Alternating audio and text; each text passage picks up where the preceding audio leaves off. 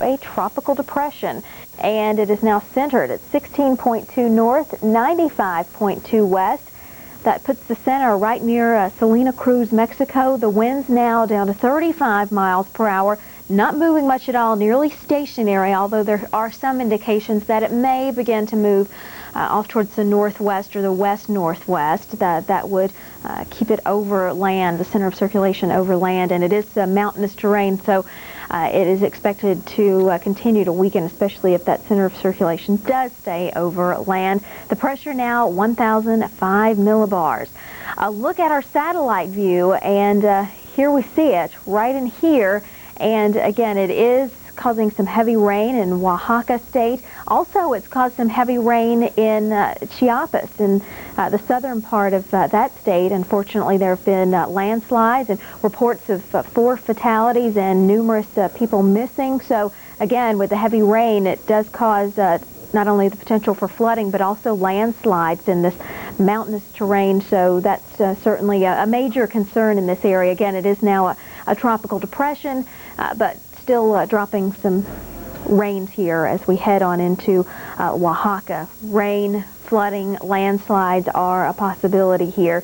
Again, there are some indications that although it's stationary right now, we may see a northwest or west-northwest, maybe a slow movement. So that's something we'll have to watch very closely. But again, it is the center of circulation is over land. It is encountering some mountainous terrain, so those are two real inhibiting factors acting to really weaken our tropical depression here. So we'll continue to keep you updated on Olaf.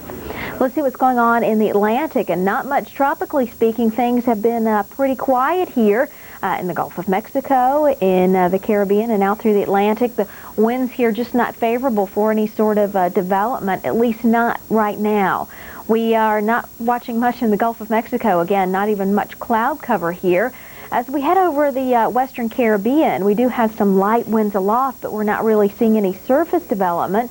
Again, not much going on in the Caribbean. We do have a wave right here, but not much convection associated with it. And as we head out through the Atlantic, things are pretty quiet, at least right now. We'll continue to watch our waves as they march on through the Atlantic, and here we go off the west coast of Africa. Again, nothing showing any real signs of development.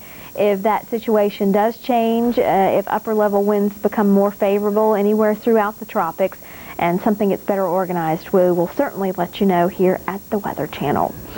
Finally, into the western Pacific, we do have some activity here. A Typhoon Ginger now, which is expected to become extratropical in the next day or two. It is moving off to the northeast. It is weakening, and it's expected to continue to do so. Well, that's it for the tropics. Let's see what's going on a little closer to home. A look at that forecast for you into the northeast.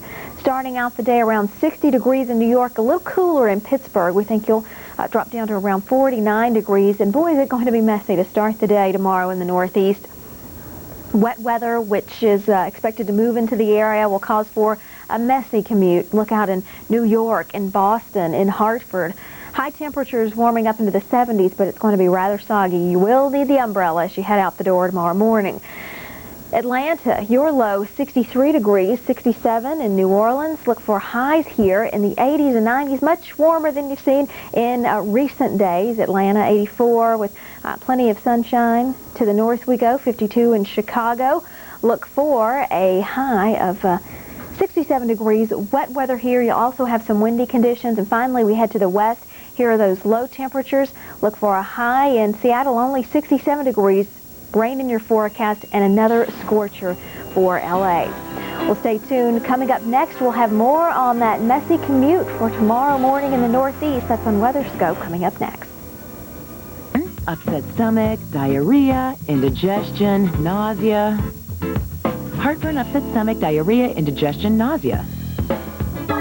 Pepto-Bismol. 5 stomach problems, 1 medicine. Nobody knows the trouble I